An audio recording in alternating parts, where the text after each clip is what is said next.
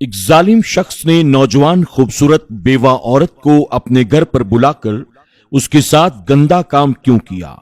आखिर उस बेवा औरत की क्या मजबूरी थी? एक बेवा औरत के शौहर का 2 साल पहले इंतकाल हो चुका था। उसका एक छोटा सा बेटा था जो अक्सर बीमार रहता था। जब वो बच्चे को खाना खिला रही थी तो अचानक बिजली के बिल वाला आया और उस औरत के हाथ में थमाते हुए कहने लगा, इस बार अगर बिल नहीं भरा ना तो तार काट दिया जाएगा। बिजली के बिल को देखकर वो बेवा औरत बहुत ही ज्यादा परेशान हो गई क्योंकि इस बार बिल 20,000 रुपए का आया था। जब वो औरत राशन की दुकान पर राशन लेने के लिए गई तो दुकान वाले ने कहा, बीबी जी आपके 10,000 रुपए उधार हो चुके हैं।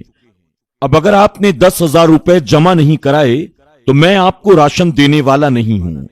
ये बातें दुकान के करीब खड़ा हुआ एक हवस से भरा हुआ इंसान सुन रहा था। वो उसको हवस भरी नजरों से देखकर सोचने लगा, ये एक बेवा औरत है और मजबूर भी। अगर ये औरत मुझे मिल जाए तो मेरी रातें रंगीन हो जाएंगी। उस औरत को पता चल गया कि वो शख्स उसको हवस भरी निगाहों से देख रहा है। वो जल्दी से अपना सामान लेकर वहां से अपने घर की तरफ चल पड़ती है। एक दिन उस बेवा औरत का बच्चा बहुत ही ज्यादा बीमार हुआ। उसके पास दवाइयों के लिए भी पैसे नहीं थे। वो मदद की खातिर अपने एक पड़ोसी के घर पर जाती है और कहती है, भाई साहब मेरा बेटा बीमार है, आप मेरी मदद कर दें, मुझे दवाइयों के लिए पैसे चाहिए। अगर मैं दवा नहीं लाती हूं तो मेरा बेटा मर जाएगा। उसके पड़ोसी ने कहा, क्या तेरे खर्चे का हमने ठेका उठा रखा है? जब देखो बार बार मुंह उठाकर यहां चली आती है, चल दफा हो जा यहां से। वो औरत वहां से मायूस होकर अपने दूसरे हमसाये के घर मदद के लिए जाती है। उसका वो हमसाया भी एक जालिम शख्स था। वो औरत को अपने घर से भगा देता है। वो औरत मायूस होकर वापस अपने घर की तरफ चली जा रही थी। तभी अचानक उसे दुकान के पास वो खड़ा हुआ शख्स याद आ जाता है। वो औरत फौरन उसके घर पर जाकर दरवाजे पर दस्तक देती है।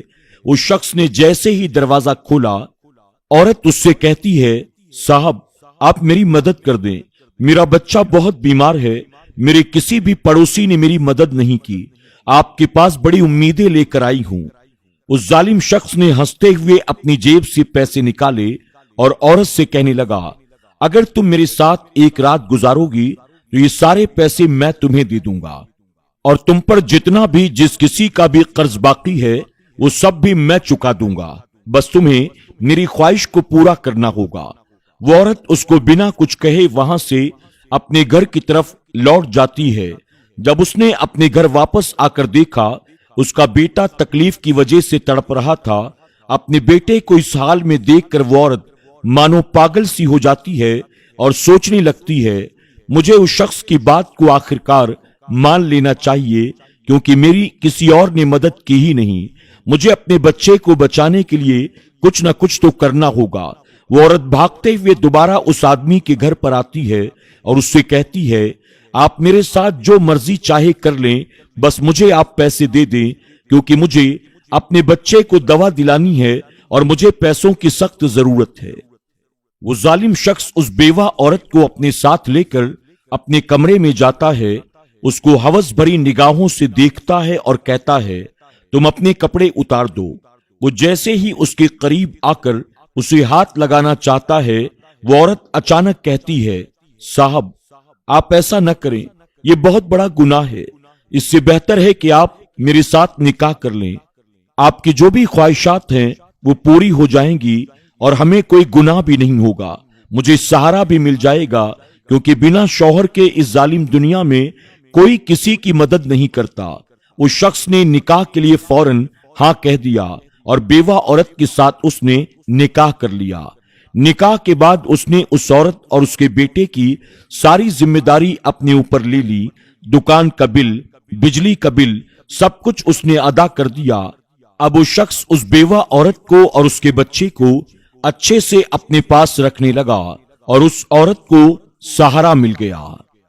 दोस्तों, एक बात कड़वी है पर सच है कि सिर्फ और सिर्फ आपका शौहर ही होता है जो कि आपकी हर तकलीफ में आपके साथ खड़ा होता है।